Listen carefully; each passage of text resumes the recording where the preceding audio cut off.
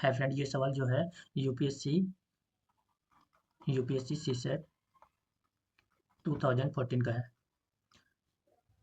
इस सवाल को सॉल्व करने के लिए बहुत सिंपल ट्रिक है कि सबसे पहले आपको यहाँ पे पहले प्रश्न है कि एक माली अपने बगीचे की लंबाई में 40% वृद्धि तथा चौड़ाई में 20% की कमी करते हुए बगीचे के क्षेत्रफल में वृद्धि करता है, तो नए बगीचे का क्षेत्रफल क्या होगा, तो ये बताना है।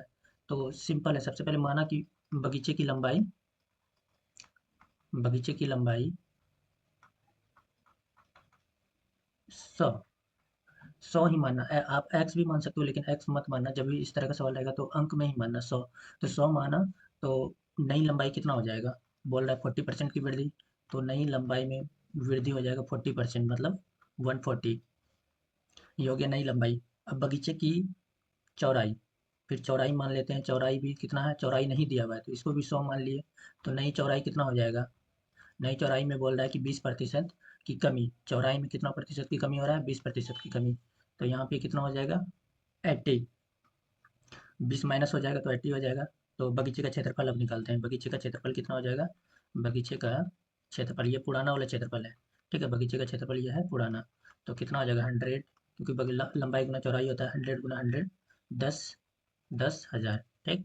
अब नए बगीचे का क्षेत्रफल कितना हो जाएगा, नए बगीचे का क्षेत्रफल 140 गुना 80, तो 14 अट्ठा 112, डबल जीरो है तो डबल जीरो, तो कितना प्रतिशत का कितना वृद्धि हुआ, 12। वृद्धि निकालने के लिए सिंपल डिफरेंस कर लेते हैं नए से पुराने में, तो 11,200 माइनस 10,000 इज इक्वल टू 1200।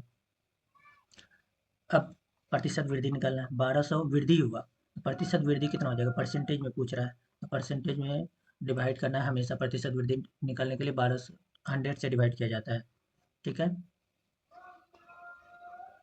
100 से डिवाइड,